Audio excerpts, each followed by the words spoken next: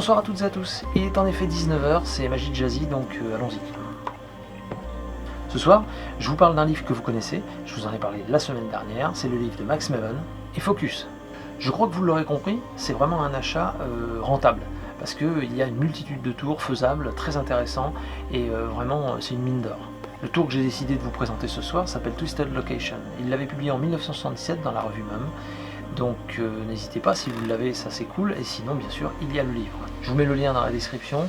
De toute façon, appelez France, allez sur CC Magic, il vous renseignera, il n'y a pas de souci. Vous y trouverez bien évidemment le jeu de cartes tricheur et tout ce dont vous avez besoin. Lui et je ce soir nous propose Fleurir en hiver, c'est de Romain Baudry. C'est un livre-jeu, donc là on n'est pas vraiment dans un jeu de société, on est plus dans un livre-jeu.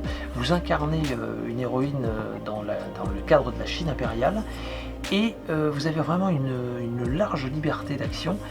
Il y a une absence totale de hasard, et on vous confie vraiment les rênes du jeu. D'accord ? Quels sont les plus du jeu ? Tout simplement, c'est la résurrection vraiment du livre dont on est le héros. Vous choisissez vous-même la fin de l'histoire, et enfin l'écriture est tellement bien faite que en fait ça donne envie aux enfants et aux ados de se mettre à la lecture.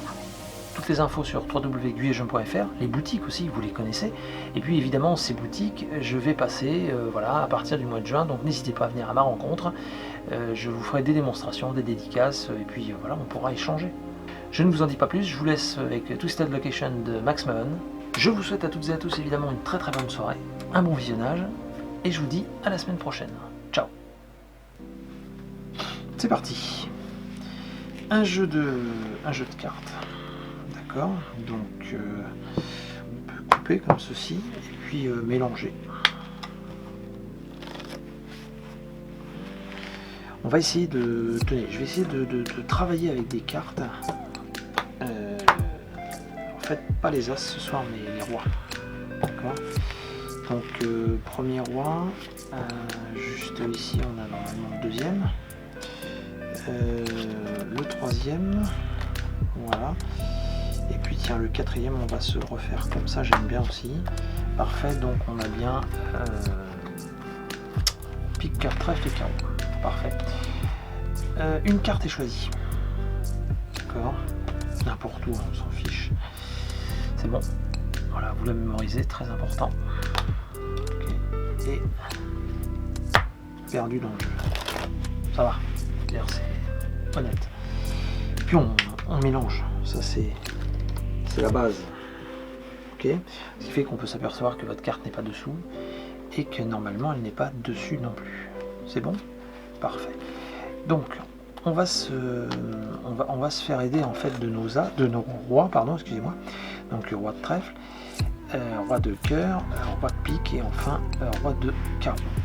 Ok.